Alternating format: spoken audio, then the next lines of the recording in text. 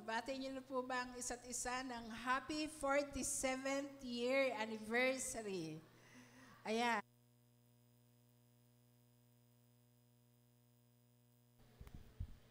Ayan. So, batiin na po ng bawat isa sa kabila, sa likod, sa harapan. So, ako po ay formally na bumabati sa inyo ng happy 47th year anniversary.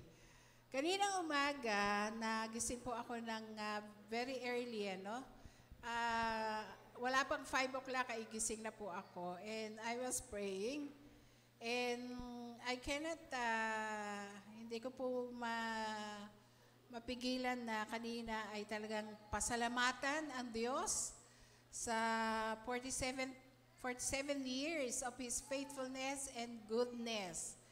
And then I recall yung mga nagpasimula ng ating church na dahil po yung mensahe natin ngayon ay with regards to that, ay naalala ko sila Nanay Tining, yung Gibara family, sila tatay, and yung mga classmate ni Nanay sa Bible School, and then yung mga pastors na manggagawa na naging kabahagi ng ating iglesia hanggang mula noon hanggang sa kasalukuyan, kung hindi po sila naging tapat doon sa mandato ng Panginoon sa kanilang buhay, wala po tayo ngayon dito.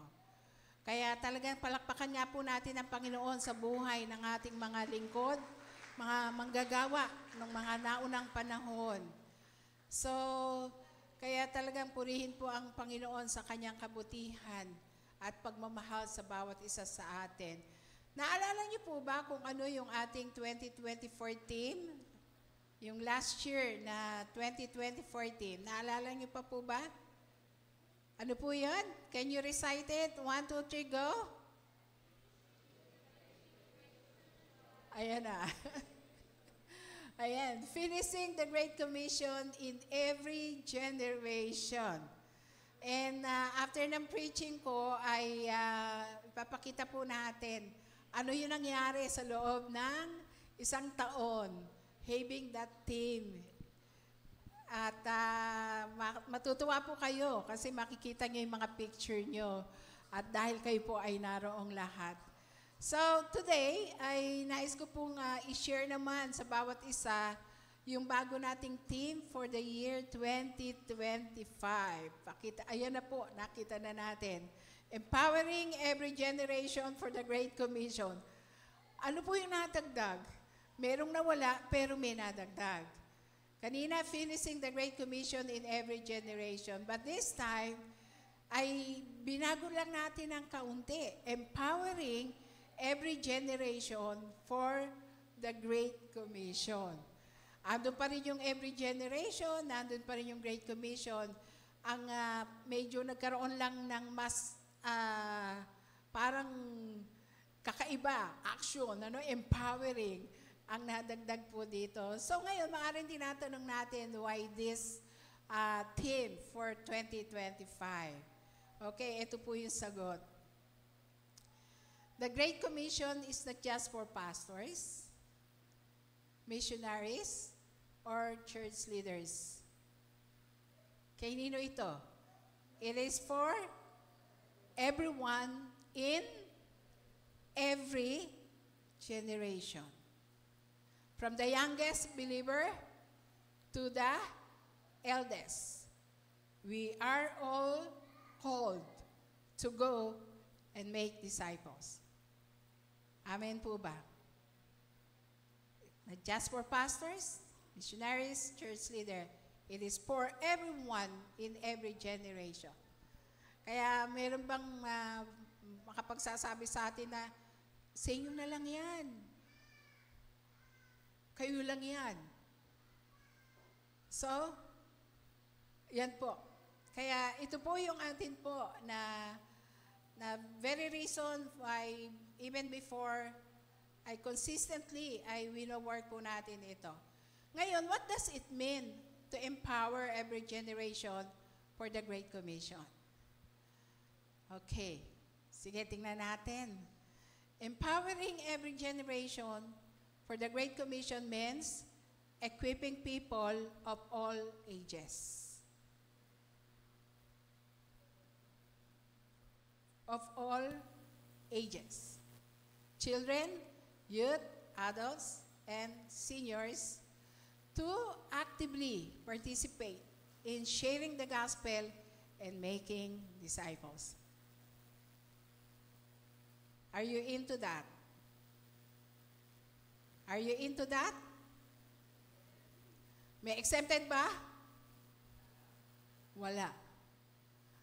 Anong henerasyon ka na ngayon?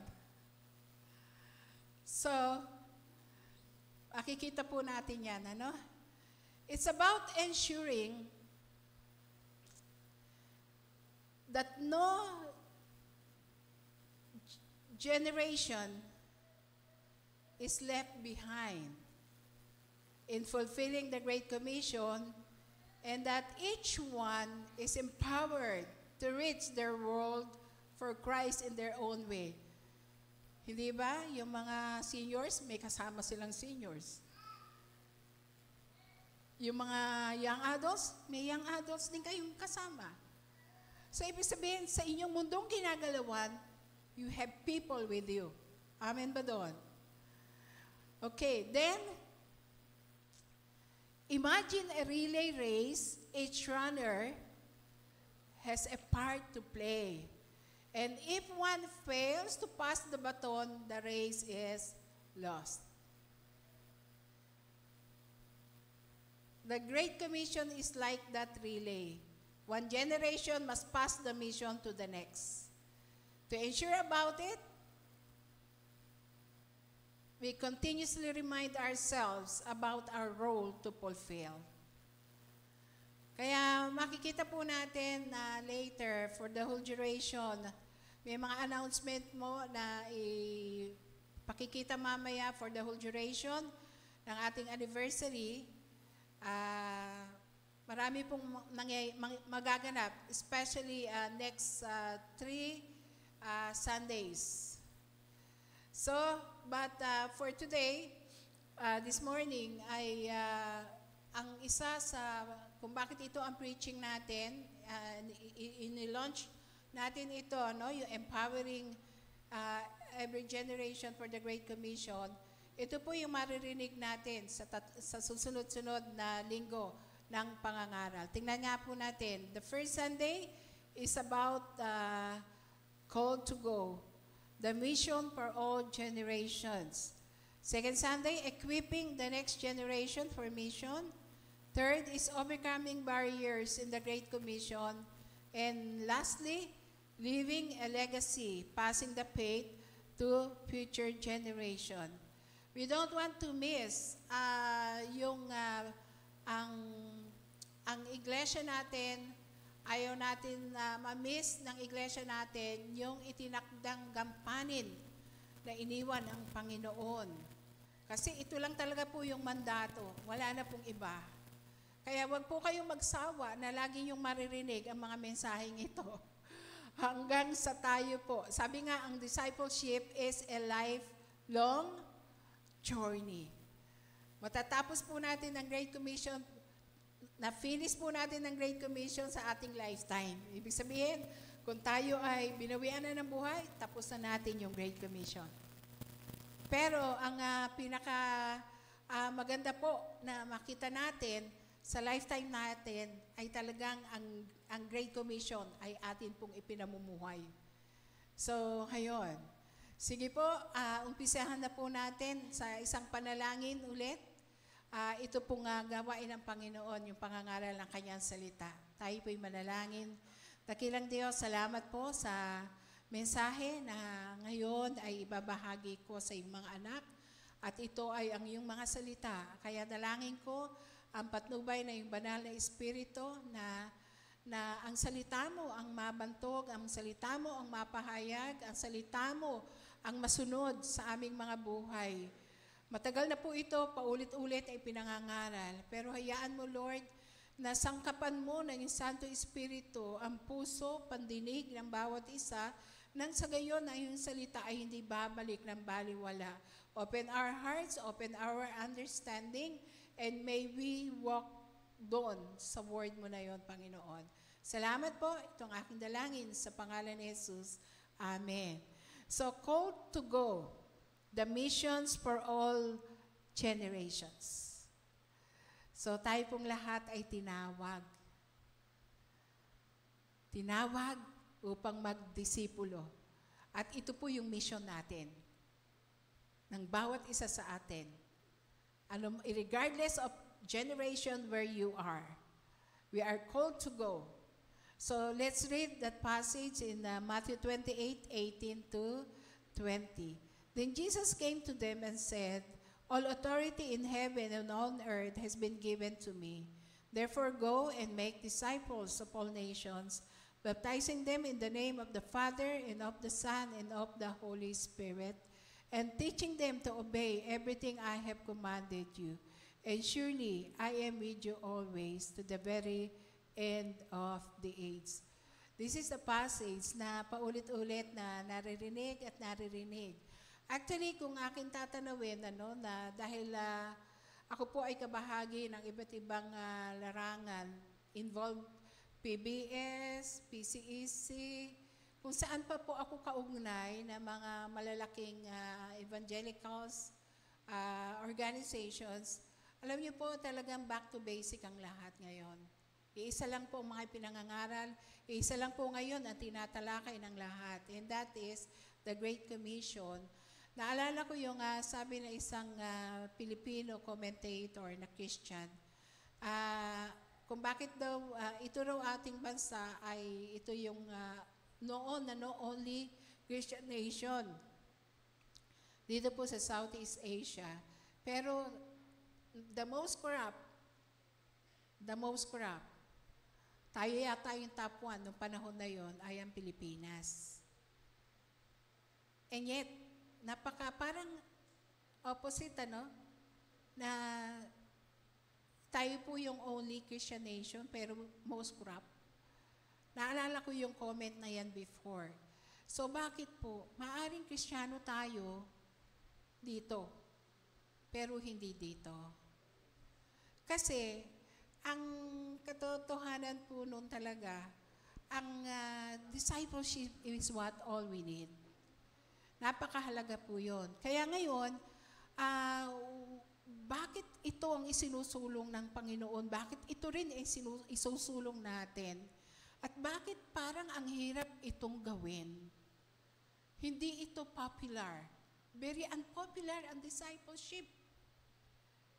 And I heard one time a pastor, malaking church ito, 35 years in existence, sabi niya, nung siya ay ma-encounter niya yung G12, sabi niya, lahat daw ng panahon na yun ay nasayang kasi all he thought, yun ang mga dapat gawin.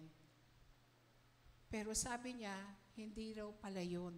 Kaya ngayon ay into discipleship po ang church na ito at mas lalong lumaki. So the Lord doesn't count on us sa bilang, kundi doon sa pagiging follower of Christ. Kaya ngayon sabi rito, teaching them to obey everything I have commanded you. Ito ang dapat nating isakatuparan sa discipleship. Na ibig sabihin, everything that Jesus has commanded us, iniwanan niya sa kanyang salita, ito dapat ang ginagawa natin. So ibig sabihin, kung dumadalo ka rito, how long it has been attending the church, if you are not obeying the teaching of Christ, may problem ka. So kaya, seryoso po ang iglesia sa pagsasakatuparan ng discipleship. Kaya wag po kayong, para kasing pag sinabing discipleship, parang boring. Pero alam niyo, kung malalim ka kay Kristo, hindi boring yung ginagawa natin. Kaya sa umagang ito, we will look at the 3 foundational truths about the Great Commission. Na kung bakit natin ito dapat isakatuparan at hindi tayo dapat matakot sa pagsasakatuparan nito because of these 3 basic foundational truths of the Great Commission. The first one is the authority of Christ.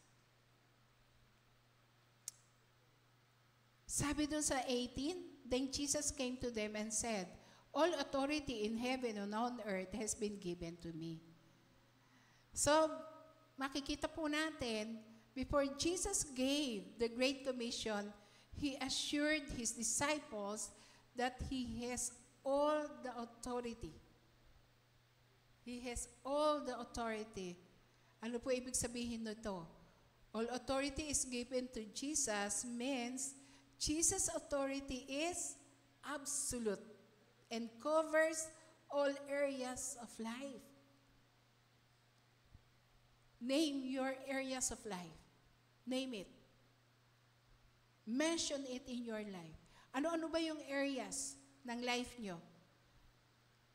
Jesus' authority is absolute and covers all areas of life. Pera? Kayang ibigay ni Jesus. Lakas? Talino? Name it. Jesus' authority is absolute. At sakop niya ang lahat ng area ng buhay natin. Amen? Do you believe it? Parang hindi.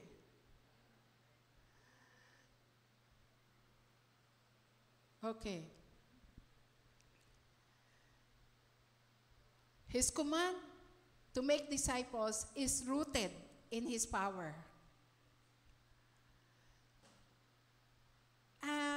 If you will see the book of Acts, the early church, ano napansin nyo na meron sila noon na parang wala ngayon?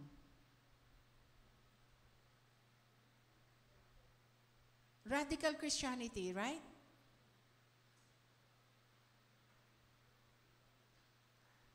Yun yung dahilan bakit yung mga unang alagad ni Jesus, lahat ay martyrs.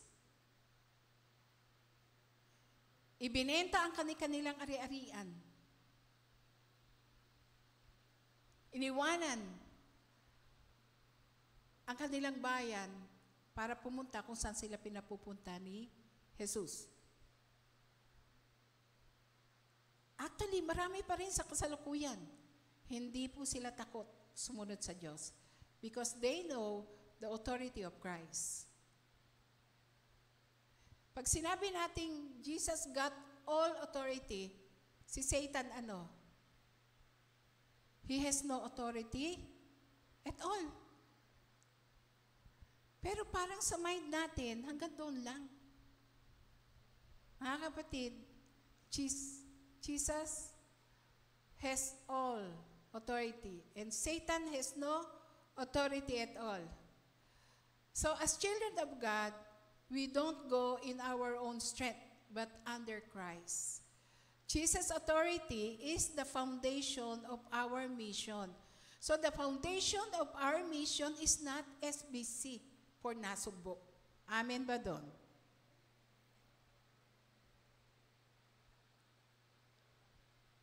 Salamat at mayroong tumugon sa panawagan sa Nasugbo para maging pastor.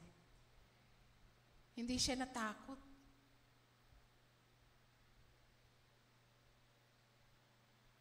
Jesus' authority is the foundation of our mission. Nung ako ay tinawag ng Panginoon para mag-full-time, hindi ko nga alam anong gagawin ko eh. Basta ang sabi lang ng Lord, go. Walang promise support. Umalis ako sa trabaho na for promotion na ako bilang branch manager ng isang bangko. Ang sabi ng mga tito ko, sira ulo ko. Pero hindi ko rin alam. All I know, I love the Lord. And then I just follow. And until now, still serving the Lord. Mga kapatid, if you know the authority of Christ, hindi kayo matatakot sumunod sa Kanya. If you know the authority of Christ, hindi kayo matatakot maging D group leader. Hindi kayo matatakot na mag-serve. If you know the authority of Christ, magsisipag ka as D group member. Tama ba? If If you know the authority of Christ, priority mo siya sa buhay mo. Hindi yung trabaho mo. Hindi yung pamilya mo. Kasi, pag si Jesus ang nauna, everything will just fall into right place. So, I'm calling the attention of everyone. If you are a believer of Christ, priority mo si Jesus. Priority mo yung mandato niya. And that is discipleship. So Jesus' authority is the foundation of our mission. We are not going in our own strength, but in His power. So, kaya nga, yung representative ng isang company, pag isinend siya ng CEO, he's acting in behalf of the CEO. So, gayon din, we act on behalf of Christ kung susunod tayo sa Kanya. So, look at the police officer directing, tingnan po natin yan. A police officer directing traffic doesn't have the physical power to stop cars. Lalo na siguro yung malalaking truck. Ang laki-laki nung truck. Tapos yung police ay ang liit-liit. Pero pag sinabi niyang stop, ano gagawin niya? Susunod siya. Bakit po? Kasi yung badge o yung tsapa na taglay-taglay nitong police officer na ito, traffic enforcer na ito, represents the authority of the law of the land of the Philippines. So, mga kapatid, in the same way, we operate under Jesus' authority. Amen? Kaya, alam niyo ba na there were many times na kailangan kong tumayo to represent the church, mga politiko, mga kilalang mga tao. And there were times, hindi mo maiwasan, magkakandak ka ng mga, halimbawa, funeral service. Tapos, nandun ka sa loob ng, tawag yun, yung unang-una kong pagkandak ng funeral service ay sa Nichols Air Base. Nandun lahat mga kapulisan, mga officer, kasi yung nanay, ay, yung anak nung nanay na namatay, ay isang opisyalis. But, parang kang natatakot, na humarap sa ganung malalaking tao. Pero alam nyo, because you are a representative, you are operating under Jesus' authority, you can do it. Tama ba? Ayun. Kaya, minsan, ay para tayong nangangamba. We're hesitant to share the gospel. Lalo na doon sa mga matataas sa atin. Ayun. Pero remember, you are sent by the one who rules over the things. Sino nakakatanda nung kantang He's got the whole world in His hand? Old na awit. At pagkatatanawin natin, pag naisip natin kung sino yung may hawak sa buhay natin, at yun si Jesus, hindi tayo matatakot. Kaya we should not fear sharing the gospel because we go under Christ's authority. Whether young or old, our confidence comes from Him.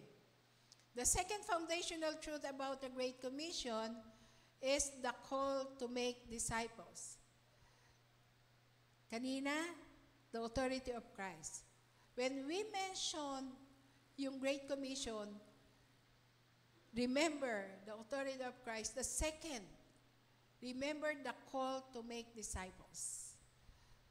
Kaya nga, yung pamagat ng message na ito, call to go, the mission for all generations. This is our calling. Therefore, go and make disciples of all nations, baptizing them in the name of the Father and of the Son and of the Holy Spirit.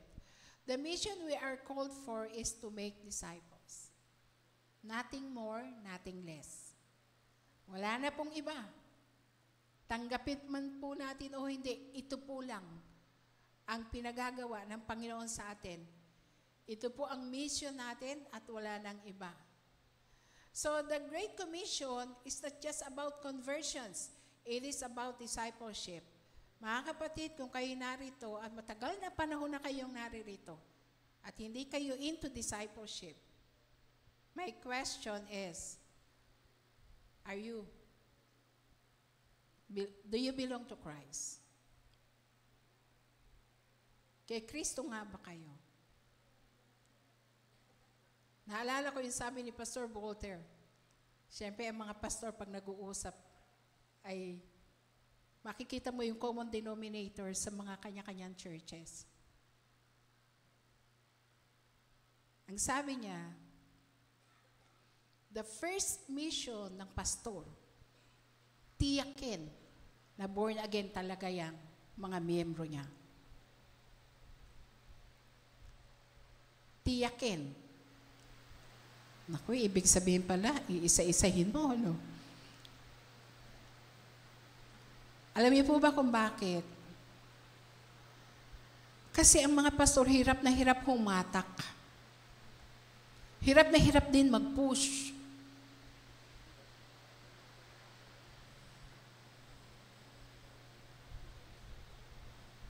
Kayo po ba ay mahirap hatakin? Kayo po ba ay madaling i-push? Alam niyo po ba kung bakit? Kailangan tiyakin na ang bawat miyembro ay genuine conversion ang naranasan. Kasi ito po ang picture, common denominator po ito na lahat ng churches.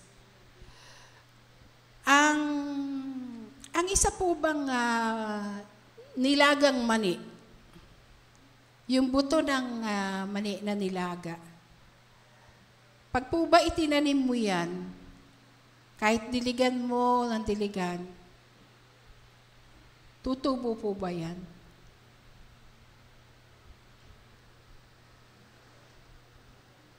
Yung nilagang mani, yung buto nun, pag po ba ito itinanim mo, mag-i-sprout po ba yan? Hindi. Kasi bakit? Kasi patay siya. So, ano po ibig sabihin nun? Natural na paglago ay lalago sa isang buhay at yung seed ay tama. Kaya sa ito po paalala to sa bawat isa. Maghahanap at maghahanap ka ng pagkain pag ikaw'y gutom. Pag ikaw ay uhaw, maghahanap ka rin ng inumin. So, kung hindi nyo ito nararamdaman, something is lacking. Something is lacking. Kaya nga, the Great Commission is just about conversions. It is about discipleship. Ano yun about discipleship na sinasabi rito sa sa Matthew 28 na binasa natin? Ang sabi doon, teaching them to obey everything I have commanded you. So, ibig sabihin nito, na ito yung discipleship. Ito po yung discipleship na lahat ay tuturuang sumunod sa utos ng Panginoon. Ibig sabihin, everyone will come to the point of obedient life. Pero kung hanggang ngayon, hindi tayo obedient sa Lord, and there are so many disobedience, something is wrong. Something is wrong. So, ano po ang gusto nyong marinig mula sa inyong mga pastor? Yung kikilitiin kayo? O yung tuturuan kayo para tayo ang lahat ay sama-sama sa kalangitan? Will you love me? Kikilitiin ko lang kayo? O itutuwid ko talaga kayo? Kaya mga kapatid, the command is clear. We are to go and make disciples. It is not optional, but essential. And the call is for all. No exemption. The call is for all. Every generation has a role. Bawat isa ay may bahagi. Seniors, they got the gray hair. They got the wisdom. Adults provide mentorship. They have all the experience. And youth, they have the passion. Kaya tingnan niyo po dyan, each generation has a unique contributions. Pagdating sa mga bata at mga kabataan, they have the energy, the creativity, the adaptability. Tingnan niyo po, ang mga kabataan, laging masasaya yan, energetic. Hindi ba? Kaya pagkasama mo mga kabataan, para ka rin bata. Pagdating sa adults, they got the resources. Mga may trabaho na po yan, medyo financially stable. Leadership, the guidance. Then the seniors, they have the wisdom, the prayer, the mentorship. Kaya gustong-gusto ko ang mga nandoon sa loob ng Don't Watch. Sila yung mga seniors. Kaya talagang makikita nyo po, variety ang kakayanan ng binigay ng Lord sa lahat sa atin. Napaka-clear po ng Biblia sa gampaning iniwan at ipinagkatiwala sa bawat isa sa atin para fulfill yung Great Commission in every generation. Alam niyo po ba kung di natin ito susundin, disobedient tayong matatawag. Ang disobedient is a sin. Tayo nagkakasala sa Diyos. Kaya nga, if you call yourself a Christian, di po kayo exempted sa journey ng discipleship. Either you are a disciple or a discipler. Because all of us, ang end goal po natin is Christ-likeness. Bawat disciple ought to obey Christ's command. At ito yung ginagawa ng bawat discipler to teach everyone to obey whatsoever Christ has commanded us. Parang ganito lang po yan. Tingnan niyo po every generation, ano? Meron pong family business doon sa aming lugar na ang yaman ng family na ito, yung Lorenzo Poultry Farm. Ewan ko kung familiar kayo pagka sa superhighway sa NLEX, meron pong malaking building before doon. Pero, so parang ito po ay saling-salin na sa bawat henerasyon. Napakalawak po ng kanilang poultry farm sa Nueva Ecija, sa lugar namin. And yet, ngayon ay wala na. Naibenta na po yung property. Halos lahat ay nag-involve kasi sa politika. Pero, ito po ang realization ko din, nung natatanaw ko yon, or maaring ito rin ay meron din po dito ganoon. If one generation fails to train the next, the business dies. The same is true for the gospel of Christ. Kaya nga, yung first generation Christian, pag hindi ito naipasa sa second, sa third, isang araw po, Kristiyano pa ba yung mga pamilyang iyon? Kaya kayo mga lolo at lola, may tungkulin kayo sa inyong mga anak. Alam ko may mga kwento dito na nagpasimula ang mga batang dumadalo rito, no? And later wala na ngayon dito. Bakit? May missing link. Kaya for the older believers should mentor younger ones in faith. For parents, they should disciple their children at home. For the youth, you should share Christ with your peers. Ibig sabihin that every generation we are in, may tao tayong kasama. At huwag natin pong i-deprive na maibahagi ang gayon sa kanila. Ako po ang unang naging Kristiyano sa family namin. The very first. Sumunod yung bayaw ko na pastor na rin po ngayon. And then, na-share yung gospel. Meron tumanggap, merong hindi. Pero, patuloy namin idinadalangin pa rin na talagang bawat pamilya namin ay talagang makakilala sa Panginoon. Pero, there should be someone talaga to deliver the message to them. Kaya yung pong call natin to make disciple ay ito ang call ng bawat isa. Ito po yung mission nating lahat. So, we have already 2 about the Great Commission, the authority of Christ, and the second is the call to make disciples. And the third one, the third foundational truth about the Great Commission is the promise of His presence. Sabi diyan sa 20, and surely I am with you always to the very end of the age. Sa Tagalog, tandaan nyo, ako ay laging kasama nyo hanggang sa katapusan ng panahon. So Jesus assures us that we are not alone in this mission. Kaya napaka-emphatic po, yung sinabi rito, and surely, surely, I am with you always to the very end of the age. Huwag po natin kakalimutan na ang Diyos noon, ngayon, magpakailanman, ay siyang kasama natin. At kanina,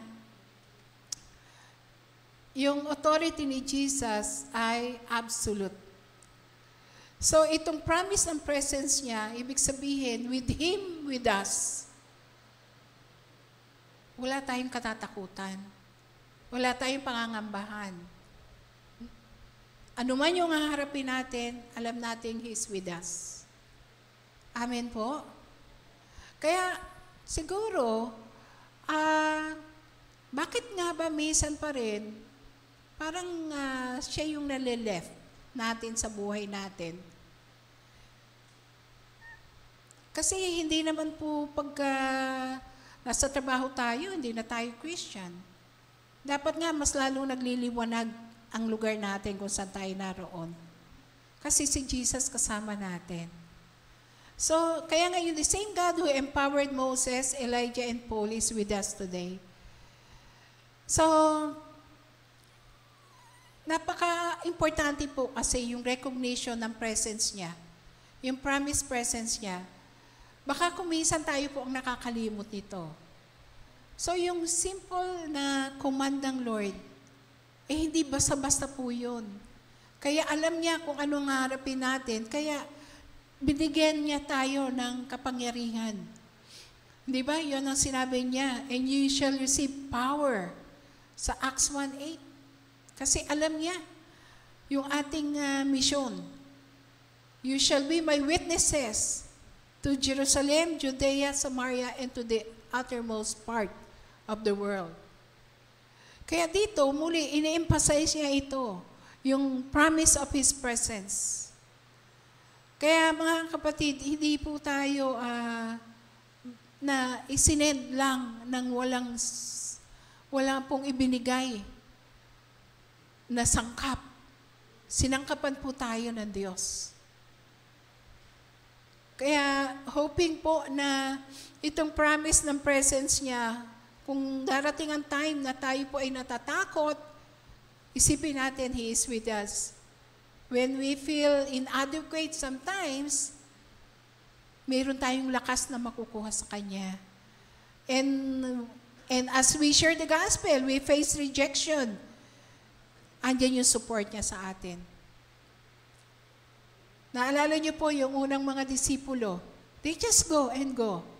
And makikita natin, miracles after miracles ang mga nangyari kasi kasama nila si Jesus.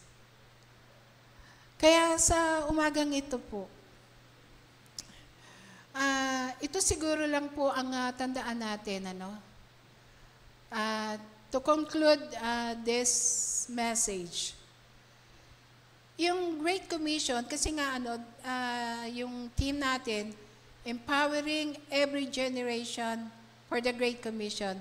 The Great Commission is a relay race. It's like a marathon, yung picture dyan, where each generation must pass on the mission of making disciples. Ito yung mission natin. Jesus has given us His authority. He called us to go, and He promised His presence to us. Tayo lang po talaga ang key. Kaya ang tanong dito, will we run our part? Everyone has each part. Will we run our part of the race and empower the next generation to do the same? Hindi lang po tayo mag-take ng race, but we will empower the next generation to do the same. So, in what generation are you now? Seniors? Adults? Young adults? Youth? Children? So, what part ng henerasyon ka na ngayon? Are you still running the race? But the thing is, are you passing the baton? Empowering the next generation to do the same. As I mentioned earlier, I think of nanay, tatay. I think of the classmates ni nanay at tatay, ni nanay nung mga unang panahon, yung mga sumunod doon, na pastor, workers ng church na ito, they pass the baton. At yan din ang ating gagawin. As CTTPS BC family, we will continue the race to the next generation. Passing the baton. Habang, ang sabi nga, finishing the Great Commission in your lifetime, ibig palang sabihin nun, habang buhay ka. Pero pagpatay ka na, you finish your race. So, itong year 2025, we decided na yon yung maging ating theme. So, at doon po natin ida-direct yung ating mga plans, schedules, activities. Kung mapapansin nyo, sa mga nagdaang taon, lagi naming sinasabi, lalo na sa mga leaders, dapat lahat ng paplanuhing activities or events dito sumusuporta doon sa tatlong main trust, which is the Great Commission. Ngayon ay nasa 47th year anniversary tayo at maging itong buwan na ito, maraming activity na nakalaan, but mayroon pong event for couple, merong for teens, may for young adults.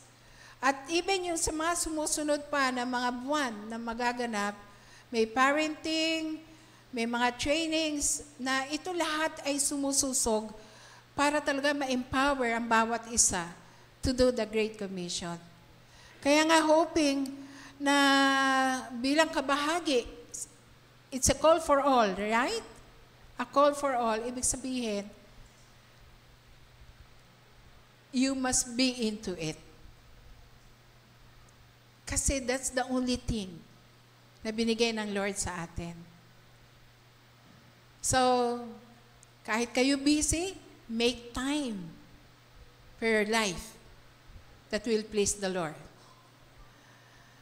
Kaya itong mga naka-line up na mga activities na ito is one way for you to be equipped. Are you willing to be equipped to do the Great Commission? Amen. Ulitin ko. Even yung mga seniors, young adults, hanggang bata, bahagi kayo ng call to go, to do the discipleship, to make disciples. So, encourage, mga parents, encourage your children to attend Sunday school. O encourage yung youth to attend yung mga youth gatherings. Part ng discipleship yan. Suportahan nyo sila financially pag may camps, pag may mga gatherings. So, ito'y bahagi ng inyong pagiging parent. Kaya hoping po na itong year na ito ay sama-sama po natin gagawin at gagampanan yung atin pong tema, that is empowering every generation for the Great Commission. Amen? Sige po, tayo pong lahat ay manalangin. Salamat, Lord, na sa isang simpleng mensahe mo ngayong umaga. Nawa nga, O Diyos, ito po ay ilagak mo sa puso at isipan ng bawat isa na kami kabahagi ng calling mo, Panginoon. And that is the call to make disciples. Pagpalain mo yung mga salita sa bawat isa at nawa nga kami bilang mga leaders mo sa lugar na ito ay magampanan po namin na may kahusayan, katyagaan, pagmamahal, yung mandato na siyang pinagagawa mo sa amin. Ang buong leadership ng iyong church, tulungan mo na maging united kami na maisulong lamang ang mandato na nais mo naming gampanan. Sa iyo ang papuri, sa pangalan ni Jesus. Amen. So, palakpakan niya po natin ulit ang Lord. Ayan. At this time ay panoorin po natin ano nangyari ng 2024.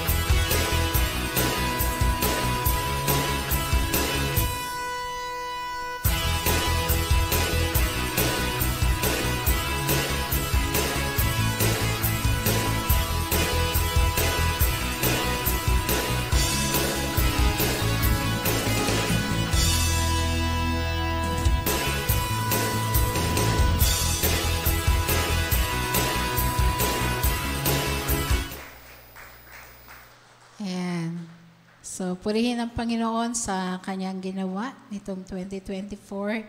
So, this time ay tuloy tayo sa vision casting. So, pasimulan ko po, ganito po yung sequence. Church planting para ako po dire-diretso ng bababa later. Susunod po ay si Pastor Aminda for the mission and evangelism. Then lastly ay si Pastor Norden about the discipleship. Okay, just a simple thing about church planting. So, alam natin na ang Nasugbo ay isa sa naging project natin. Okay? Sige. So, of course, naka-hook yung atin pong mission ng church planting sa ating CTTP National Headquarters. And that is yung Experience Christ, which the mission of CTTP is to proclaim the gospel in the Philippines and in the nations for people to experience Christ in their lives. And then, expand churches. Doon po pumupunta yung church planting. In obedience to the Great Commission, CTTP endeavors to establish and plant churches to bring the reign of God to individuals, homes, communities, and to the rest of the world. So, so far ay mayroon tayong isa na sa Nasugbo. So, ang goals ng church planting ay dalawa. Plant 5 new come and see outreaches in and out of Taguig City. Yung term na ito ay later i-explain ni Pastor Norden. Ano? Then, the second one, continuously support yung existing Nasugbo outreach to become one of the recognized CTTP churches kasi hindi pa po recognize yung atin po na outreach sa Nasugbo dahil may requirements po yun. But ito yung i-work natin for the year 2025. So tingnan natin ano ba itong new church planting effort. When we look at the new church planting effort, it doesn't mean na church yun. Pwede siyang maging house church. Yun po. So, doon po nanggagaling yung aming pagtanaw na yung outreach na ito ay hindi siya building, kundi isang church through house church. So, kaya ito po yung gagawin ng church planting. And of course, with the church, pray for new come and see outreaches in and out of Taguig. You will hear later, si Pastor Norden, may mention na siya kanina about this. Identify and train emerging leaders to lead a come and see outreaches. Siyempre, kung meron kang tumatarget ka ng 5, dapat may leaders na nakatapat dyan para siyang aagapay doon. Then, identify location of a new come and see outreach. Baka po sa inyo ay na medyo malayo na dito sa SBC, ay meron po kayong natatanaw na pwede nating talagang i-share yung gospel at magpasimula ng isang gawain po doon, Bible study. Initiate activities to connect with the neighborhood. Isa rin po natuturuan ang mga miyembro how to do this. And 5, start facilitating DBS for outreach, come and see. Okay? And for Nasugbo, ay ito po yung atin pong plano. Assigned resident pastor, nagagawin na po natin yan. Ito pong March. Raise up and equip emerging leaders for small groups and different ministries. Ginagawa na rin po ito actually.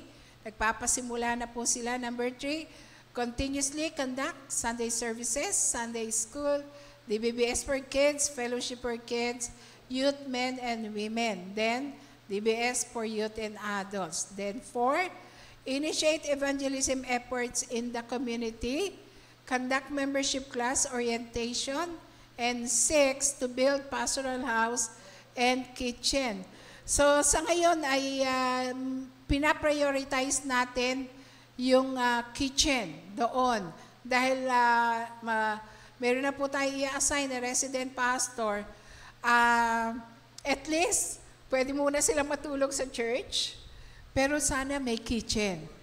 Kasi may CR na doon, yung kitchen ang kailangan. Para sa ganon, doon na sila magluluto. Kaya we really need na to continuously na mag-raise ng fund for this project. So, that's all. And tinatawagan ko po si Pastor Aminda para po siya naman ang magpatuloy.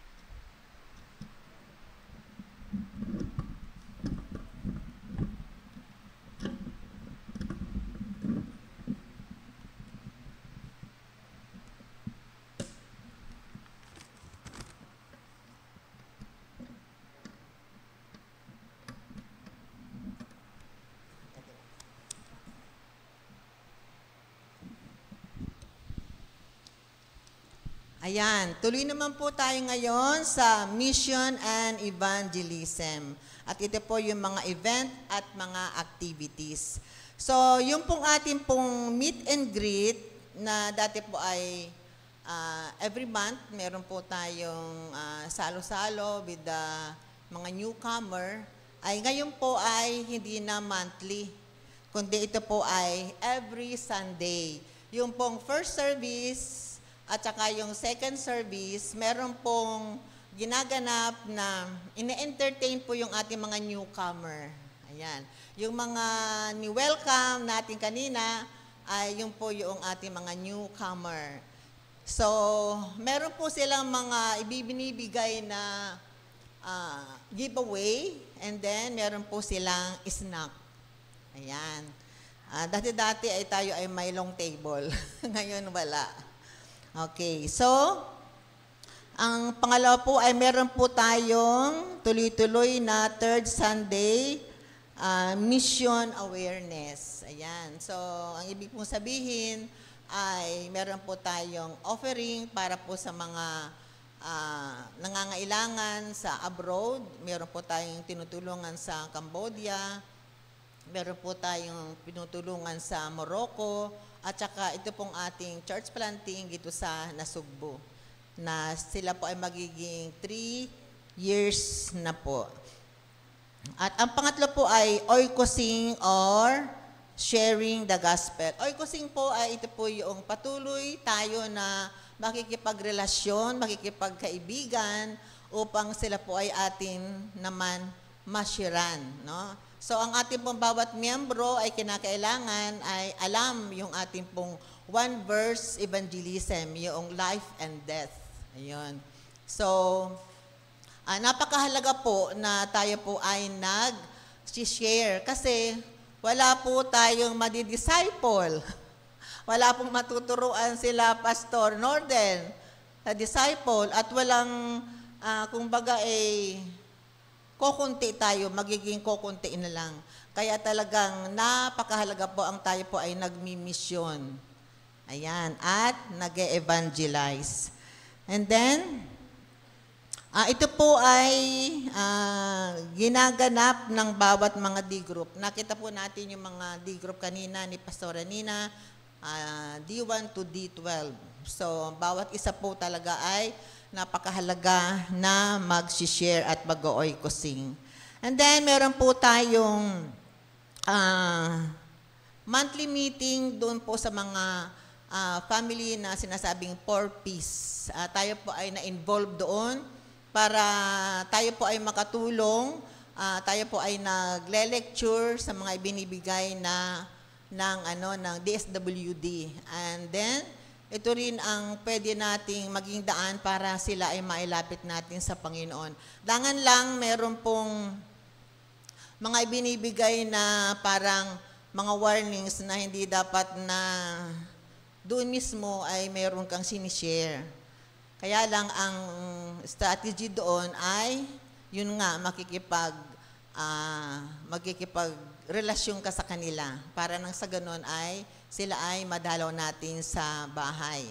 Kasi nung nag-meeting po kami noong isang linggo, natanong namin kung pwede sila na dalawin sa kanilang bahay na hindi involve ang DSWD. Yan. So, meron tayong pagkakataon na sila ay ma-oikos o mashiran. Okay. And then, tuloy din po itong National High School. Yung pong mga kabataan doon po sa National High School ay meron po tayong ginawa na sila ay maturuan ng values formation. So, na-invite na po natin sila doon sa ating family day or doon po sa Christmas party. At ang dami po nila, ang daming kabataan. So, ito po yung maganda na ang mga kabataan pa ay madali talagang naaakit sa gawain ng Panginoon. Lalo na kung may kabataan talaga na nag-entertain sa kanila. Ayan. Ang next po ay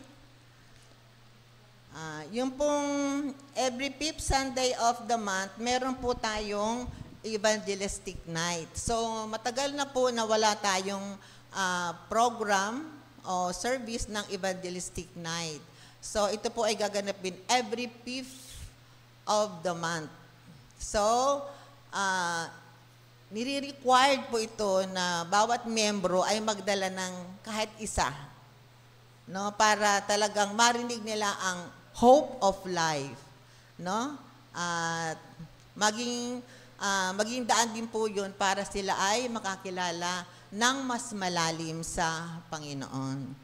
Okay. And then meron po tayong Mission Awareness Month. Ayan.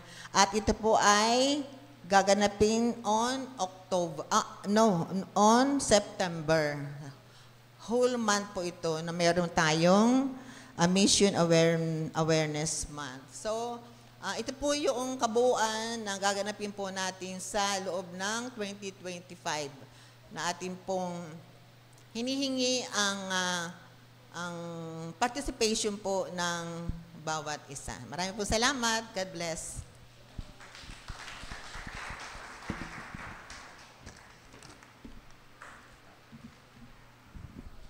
At yung panghuli pong trust na ating titingnan at yung mga activities po natin ay patungkol naman po sa discipleship, no? Pero anuhin ko muna yung sinasabi ni Pastor Nina kanina. Ang church po ay hindi lang ganito, yung nag-a-attend tayo ng worship service. Although this is primary, pangunahin po ito sa mga gawain po natin, pero hindi lang po ito ang gawain ng isang church. Ang gawain po ng church ay para pong ganito. Let me give you an example. Kahapon, kasi taga-Akasya na po kami sa loob, no? So, DMCI po yun. Mahiyaman po yung mga tao po doon. Pero lagi po ako nagpipray, Lord, paano ba kami makakapag-minister dito? Paano po ba kami makakasimula ng isang gawain dito? Ganun lang. So, lagi kong iniisip yan. Kasi yung kapitbahay namin, paglabas nila ng bahay, diretso ng kotse, alis na. Tapos kapag uwi, baba ng kotse, nasa loob na ng bahay. So, hindi talaga kami nagkikita-kita doon. Nagkita-kita kami minsan, yung brown out, ganyan. Naglabasan sila kasi mainit. Tapos pagkatapos nun, balik ulit sa bahay. So, almost wala talaga kaming any usapan. Yung katabi ko lang, yung katabi lang namin, siya lang talaga yung nakakausap ko. Pero mababaw lang na pag-uusap. So, yun ang lagi kong heart. Kahapon, as si Leia gumagawa po ng business, so naglilibot-libot po doon sa community. Meron po siyang nakilala na nagtitinda ng gulay. At sila po ay nakatira sa DMCI din, sa loob ng Akasya. Pero doon po sa pagpasok ng gate, hindi po didiretso sa amin, kundi meron pong iskinita na papasok doon. Sila po yung binakura ng yero para hindi makita. Nung pagpasok po namin doon, may community pala doon na squatter area sa loob ng Akasya Estates. So, sobrang dami pong bahay, sobrang daming, alam mo yung mga squatter po talaga. Hindi, ang tawag ngayon, Anong tawag ngayon sa squatter? Hindi na yun ang tawag, no? Basta may magandang tawag na po ngayon eh. Ayan. Yun po. Pinaganda na po yung tawag, pero yung bahay hindi pa rin. Okay? Doon po. At nakita po namin doon, sobrang daming bata, sobrang daming tao sa loob. Tapos yung kausap nila yan, nagtitinda nga ng gulay, meron siyang garden. Doon niya po kinukuha yung tinitinda niya. Malawak yung garden niya doon. Tapos, yun na nga po, hindi po, maganda ang kabuhayan po sa loob. Pero, sinabi po namin doon sa babaeng kausap niya, pwede pala kaming magturo ng mga bata dito. Pwede pala kaming mag-fellowship dito. Pwede pala tayo mag-Bible study dito. Alam niyo po, walang hindi, walang negative. Open sila. Sabi ko nga, sana pala dito natin ibinibigay yung mga pre-loved clothes natin. Kasi nakita ko po talagang mahirap po ang ang kabuhayan nila doon. Nakita niyo po kung paano nag-work talaga ang church. Nakikita niyo po paano talaga dapat nag-work ang discipleship. Kasi naghahanap po talaga tayo, hindi lang tayo pupunta ng simbahan tapos lalabas. Kailangan tayo po ang lumalabas at dinadala po si Kristo sa buhay po nila.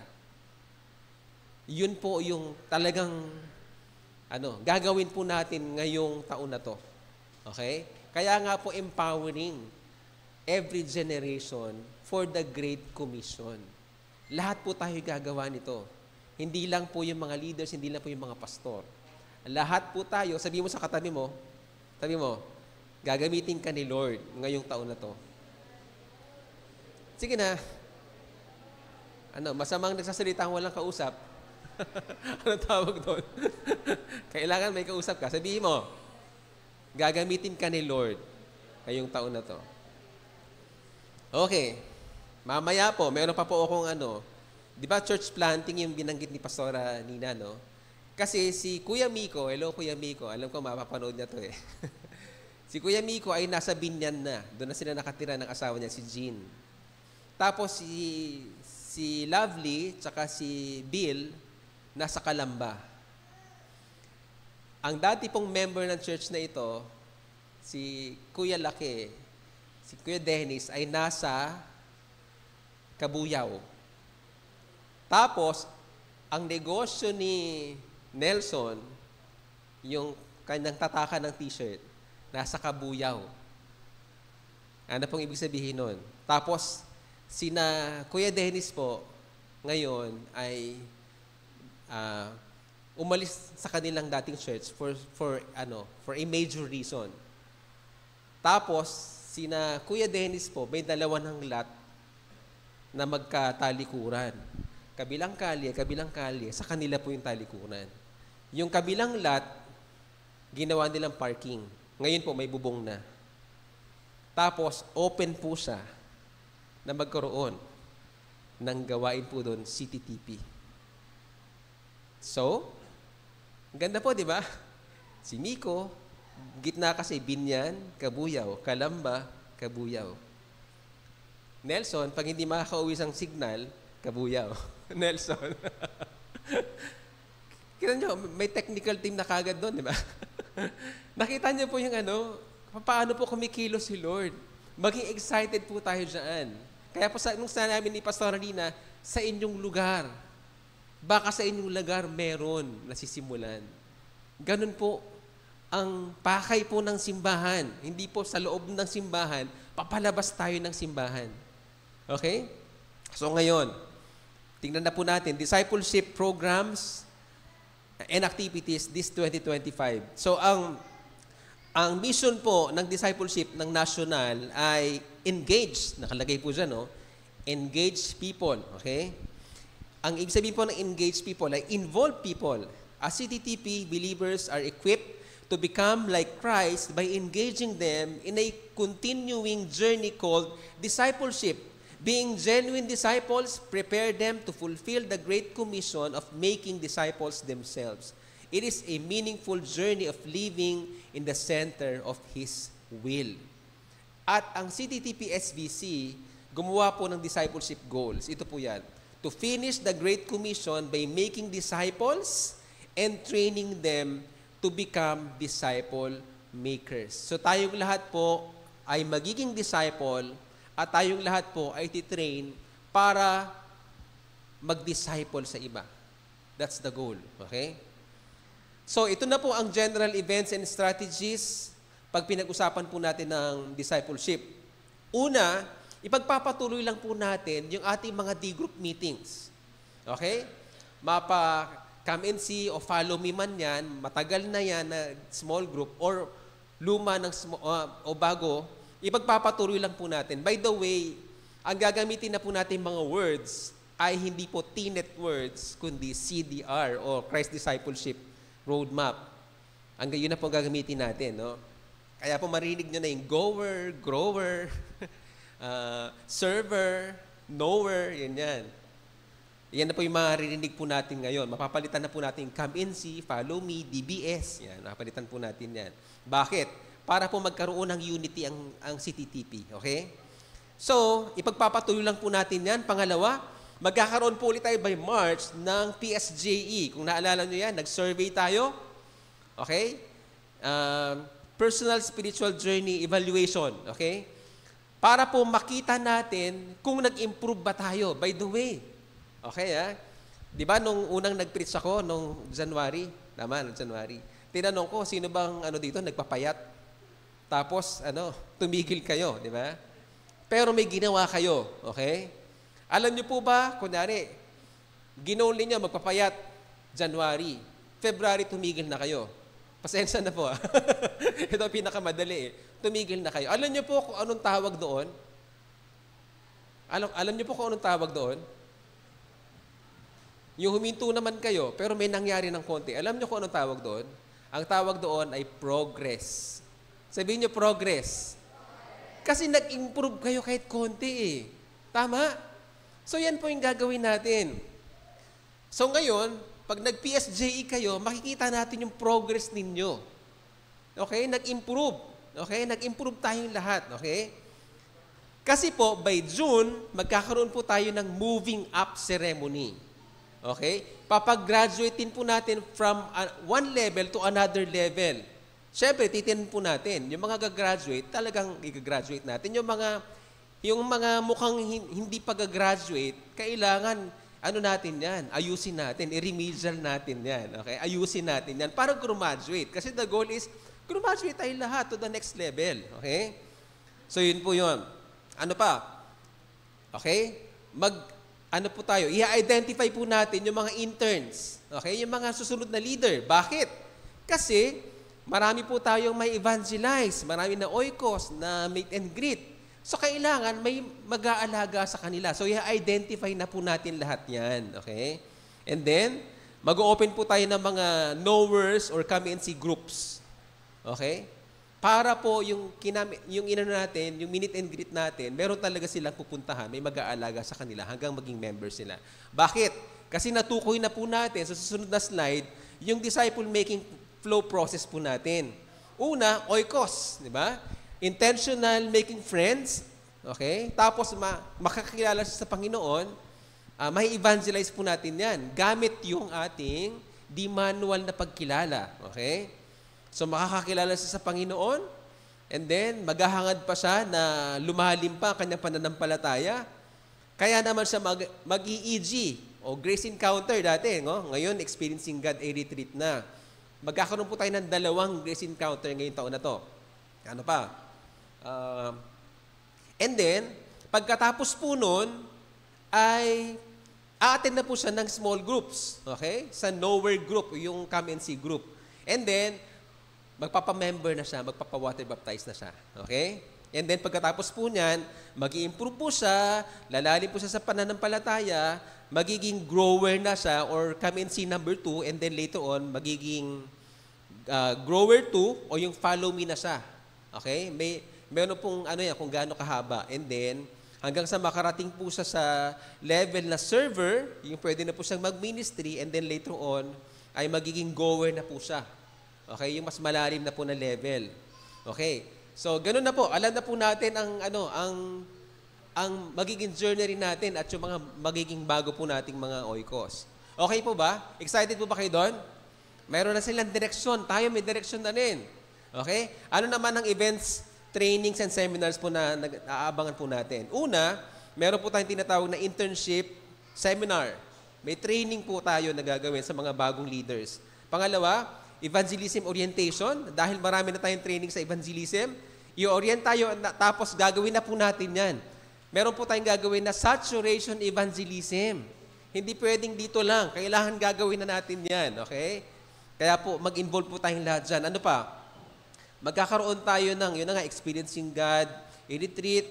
And then, ang SBC po ay magjo-join, magsiserve sa PGL number 23. Kung sino pa po sa inyo hindi pa nag-PGL, magsiserve po tayo. Okay? Pero, by PGL number 24, tayo naman ang mag-host nito. Okay? Kaya po, kung sino man yung hindi pa nag-PGL, pwede po kayo maging candidate. Paghandaan po nyo yan. Okay? And then, magkakaroon po tayo ng Bible Study Method Seminar. Naku, parang Bible School na talaga tayo, di ba? Tuturuan tayo paano mag-Bible Study at gawin po ito at ituro din. Magkakaroon din po tayo ng Disciple Making Small Group Leaders Training. Regular na po natin gagawin yan. And then, alam niyo po ba, from time to time, magiging Teenage Center po ang church po natin. Okay? This March ay magiging training center po ulit for course 2. Meron ba ditong estudyante? Kaway-kaway? Oh, nasa taas. Ay, sila ba yun? Hindi. What I mean, estudyante ng T-Net. Ayan, meron po, sa likod. Ayan. Kami po kasi ay mga coach na o trainers na po kami. Ayan. So, ano pa? Alam niyo po bang naka-enroll ngayon si Sister Leia sa ATS? Ang kinukuha po niya ay pastoral counseling. Kasi ang vision po niya, magkaroon tayo ng counseling ministry sa simbahang ito. Alam niyo po, 'di ba, yung marunong mag-counsel talaga ng mga issues ng mga kabataan, ng pagiging magulang, ng mag-asawa. Yan, lahat po yan, okay? At alam niyo po ba, nag-sponsor ang church natin. Kung sino man ang gusto mag-aral ng Bible Seminary, Bible School, magsasabi lang po kayo. Ganun lang po siya. Tapos, ano po yon? Magiging scholar kayo, whether 50% or 100%. It depends. Okay? Open po yan. Okay? Ano pa? And then, syempre po, continuous coaching of leaders. Ano pa? Dito naman, sa age group, ang age group naman, tuloy-tuloy pa rin po yung regular na gagawin po natin. Sa women, first Friday, ang fellowship ninyo, ang men, second Friday, ang youth, hindi na Friday, every third Sunday na. Okay? And then, ang children, every Sunday, meron pong Sunday school na ginagawa. Ano pa? Ito naman ang special events ng mga age group. Magkakaroon po tayo this month ng couples fellowship for men and women. Okay? Kasama na po dito ang young couples. Pag sinabing young couples, mag-asawa. Mag-asawa na bagong kasal. Okay? Hindi po yung mag-boyfriend, girlfriend, hindi pa po kayo kasama dito. Kasi, meron po para sa inyo dyan. LCM for teens, Love, Courtship, and Marriage for teens. Meron din pong Love, Courtship, and Marriage for young adults. So, pinaghiwalay po yan kasi magkaibang Okay? Mamaya po, i-announce ko po yan mamaya. And then, magkakaroon din po tayo ng Father and Son Fellowship. Sino dito yung mga tatay na may anak? O yung anak na may tatay? Okay, kayo ay father and son, magkakaroon po ng ganito. Okay? Ano pa? Sino naman dito yung mother and daughter dito? Taas kamay. Taas kamay. Mother and daughter. Magkakaroon din tayo ng fellowship na ganyan. Pwede bang mother and granddaughter? Pwede ba yan? Baka pwede rin, no? Okay. So, magkakaroon din po tayo niyan. Ano pa? Magkakaroon tayo ng parenting seminar. Naku, kanina, sa baba, may kausap po ako na may problema sa anak. Sabi ko, wala kasing school talaga ng parenting, di ba? Pero sa church, pwede nating matutunan yan kasi meron tayong parenting seminar. Okay? Ano pa? At syempre, meron po kayong mga outdoor fellowship, ang men, women, saka youth. Ano pa? Sa youth naman, ito yung special events ninyo, magkakaroon ng youth camp ang GEM. Okay? Abangan po natin kasi hindi pa lumalabas yung announcement. Ano pa? UCY will join the CCF Youth Move. Okay, conference po yan ng mga kabataan. Alam niyo po, partnership. Matututo tayo sa malalaking churches, tapos i-apply natin sa church nating maliit. Okay? So, maganda po yan. And then, magkakaroon po ulit ng IGM Youth Conference. Diba? Okay. Ano pa? Magkakaroon ng UCY Olympics na tinatawag. Okay? Kung kayo ay sporty, mga kabataan, kasama kayo dyan. Pero for evangelism po ito. Ano pa? Magkakaroon din po sa mga young adults, magkakaroon ng young adults retreat. Okay? So palakpakan naman yung mga young adults dyan. Okay? Hindi po kayo nakakalimutan. Okay? Iyahanda po kayo kasi kayo ang susunod na leader ng church na ito. Ano pa? Sa mga kids naman, syempre yung regular kids rally, meron pong daily vacation Bible school, pag summer po. Syempre, meron pong training po ang mga teachers, Sunday School Teachers Workshop. May kids summer workshops on ministry skills. Yung pagtugtog, pagsayaw, pagkanta para sa mga bata. At syempre, last December, nag-youth camp tayo, di ba? Ngayong December, kids camp naman. Palakpakan, di ba? Alam niyo po ba, lahat ng yan, pag hindi po tayo nag-participate, ano po siya walang madadagdag sa atin. Walang progress na mangyayari.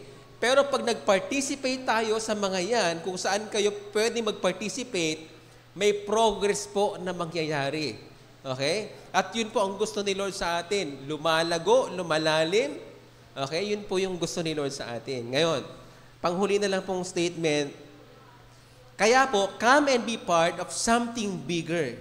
Together, let's work toward our discipleship goals with faith, unity, and a heart full of love for God and one another.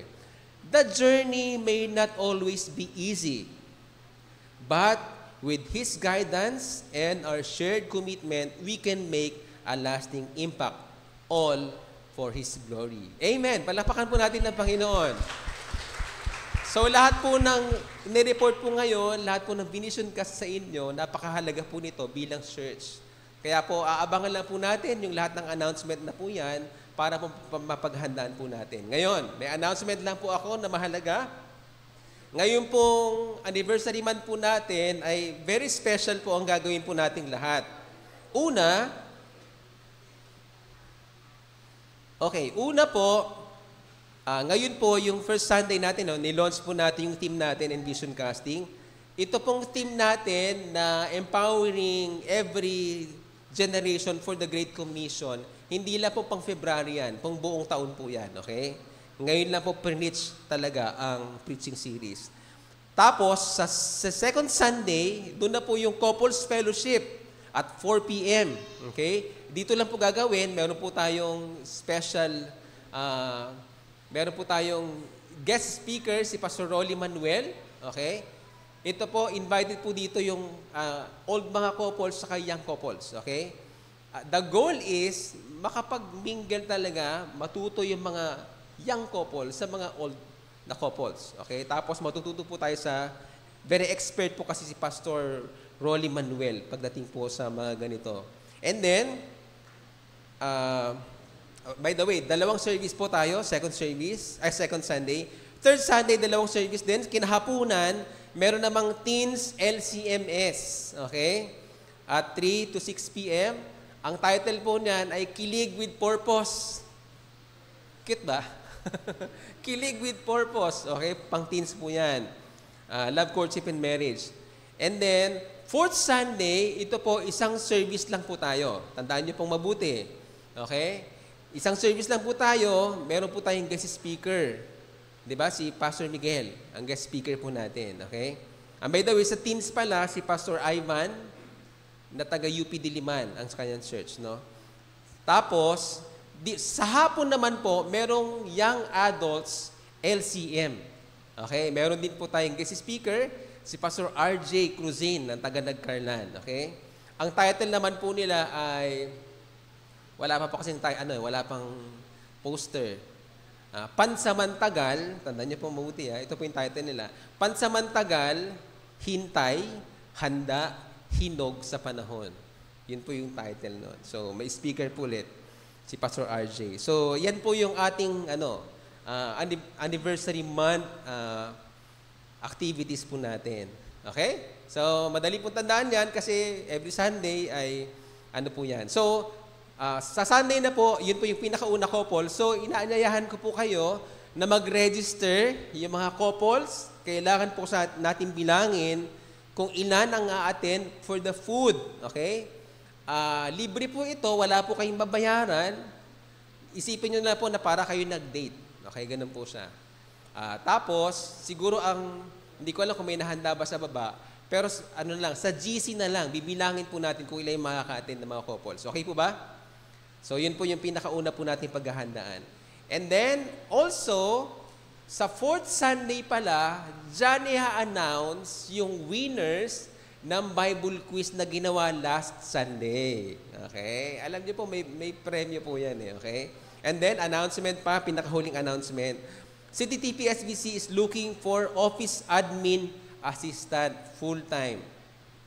Ang qualification po ay born again, at least senior high school, graduate with good communication skills with basic knowledge in Microsoft Office. Kung kayo po ay walang trabaho o gusto nyo magtrabaho sa simbahan, okay, sa office po, kung kayo ay may skills po sa Microsoft Office, ay pwede po kayong mag-apply, okay? Look for ni Makalindong sa mga interested po. Okay? So, are you happy? Really? Are you happy? Parang hindi ko narinig. Sigaw nga po kayo ng amen. Pag-happy. Amen. Palakpakan po natin ng Panginoon. So, this time naman po ay magwawakas na po tayo. Nanyayahan ko po kayo na tumayo po